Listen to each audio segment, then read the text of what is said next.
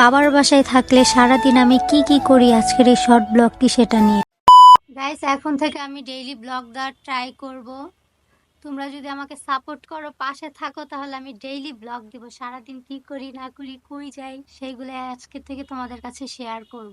ওকে, তো সবাই আমার ফুল ব্লগটি দেখো। ভালো লাগলে অবশ্যই লাইক, কমেন্ট আর আমার পেজটা ফলো করে যেও। তো আজকে সকালে ঘুম থেকে ওঠার পরে আম্মু বলতেছে আম্মুর বাসায় যাওয়ার জন্য। তো আমি ঘুম থেকে উঠেই প্রস্তুতি নিলাম যে আম্মুর বাসায় যাব। এখন বাজে 11টা। আমার ঘুম ভেঙে গেছে আম্মুর কলে, কিন্তু আমার মহারাজ এখনো ঘুমাইতেছে। ও উঠলো, ওকে নিয়ে আম্মুর বাসায় যাবো, এই কারণে আমি অনেক পায়তারা করতেছিলাম। আর আম্মু তো কলের উপরে কল দিতেই আছে আমার সাথে, সে নাস্তা খাবে বসে আছে নাস্তা বানিয়ে। তো আমি ঘুম থেকে উঠে ফ্রেশ হয়ে নিলাম। এখন হইতেছে স্কিনে একটু ময়শ্চারাইজার মেখে আমি আস্তে আস্তে রেডি হতে থাকবো, আর এদিক দিয়ে ও উঠতে থাকবে ঘুম থেকে। আমার মনটা কিন্তু অনেক খারাপ। অনেকে হয়তো বা জানেন আমার টিকটক আইডিটি ব্যান্ড হয়ে গেছে। এটা নিয়ে অনেক কান্নাকাটি করছি গতকালকে রাত্রেবেলা। তো সকালবেলা ওঠার পর আম্মু যেহেতু বুঝলো যে মন খারাপ, এই কারণে হয়তো বা আম্মু এতবার কল দিয়ে বলতেছে আম্মুর বাসায় যাওয়ার কথা। আমার আরো 2-3টা আইডি ব্যান্ড হয়েছে, আমার এত খারাপ লাগে না, কিন্তু এবার এই আইডিটা ব্যান্ড হয়ে যাওয়ার পর আমি অনেক কান্না করছি। এখনো আমার অনেক খারাপ লাগে চিন্তা করলে। হয়তো বা আইডিটা ফিরে পাবো যদি ভাগ্যে থাকে, আর ভাগ্য খারাপ থাকলে পাবো না। প্রতিদিন সকালে আমার হাজবেন্ডের কাজ একটাই, কম্বল ভাঁজ করা। আমার এই কম্বলটা ভাঁজ করতে গেলে আমার আর কি কান্না চলে আসে। আমি এত ভারী কম্বল উঠাইতেই পারি না, ভাঁজও করতে পারি না। এটাও অনেক সুন্দর করে ভাঁজ করে প্রতিদিন সকালে। আমি ফ্রেশ হতে হতে এসে দেখি আমার বেড অনেক সুন্দরভাবে গুছানো। কার কার হাজবেন্ড বউয়ের কাজে হেল্প করে তারা কমেন্ট করে জান। আমার হাজবেন্ড সবসময় আমার কাজে হেল্প করে। তো এই তো এখন আমি বাসা থেকে বের হব। আমার বাবার বাড়ি থেকে শ্বশুর বাড়ি মাত্র 2 মিনিটের রাস্তা। 2 মিনিট বলতে আর কি, সেই দিয়ে নামতে যতক্ষণ লাগে দৌড় দিয়েই যাওয়া যায় রাস্তার এই পার আর ওই পার। আজকে আমি আপনাদেরকে দেখাবো যে কতক্ষণ লাগে আমার শ্বশুর বাড়ি থেকে আমার বাবার বাড়ি যেতে। এই যে রাস্তাটা পার হলাম, আর ওই যে দেখেন আমার বাবার বাড়ির গেট। মানে রাস্তাটা পার হইলেই আম্মুর বাসা। আচ্ছা, আমি একবার বলি বাবার বাড়ি, একবার বলি আম্মুর বাড়ি। আসলে এই বাড়িটা কার? মানে আমার বাবার বাড়ি বলা উচিত, আম্মুর বাসা বলা উচিত না, কারণ মেয়েদের কখনো ঘর বাড়ি হয় না, সবসময় বাবার বাড়ি বলা উচিত। কিন্তু আমার মুখ দিয়ে বের হয়ে যায় আম্মুর বাসা। আমার ব্লগে তোমাকে শুভেচ্ছা। অলিদ, গুড মর্নিং। গাইস, তোমরা কি জানো রুটি কিভাবে খায়? অলিদ আজকে আমাদেরকে রুটি খাওয়া শিখাবে। কিভাবে খায় বলো? তোমার কি মন ভালো নয়? ভিডিও চালু করলে ভালো লাগতেছে না।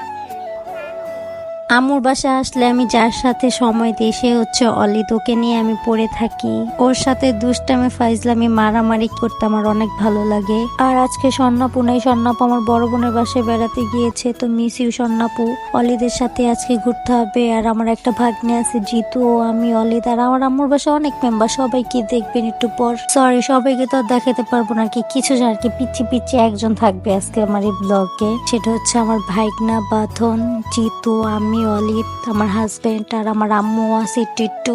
অনেক টক ঝাল খেতে মন চাচ্ছিল, পরে ফ্রিজ খুলে দেখে একটাই প্যারা আছে। তো আমি জিতুকে বললাম যে তুই আমাকে এই প্যারাটা কেটে দে আর আমি বানাবো। তো এই যে জিতু অনেক সুন্দর করে ছোট ছোট করে প্যারাগুলো কেটে ফেলছে। আসলে আমি ছুরি দিয়ে কিছু কাটতে পারিনি, এই কারণে মেনলি জিতুকে দেওয়া বটি দিয়ে আম্মু কাজ করতেছে। আমার নতুন তৈরি করা হইতাছে প্যারা, কি কই রে, প্যারা বানানো।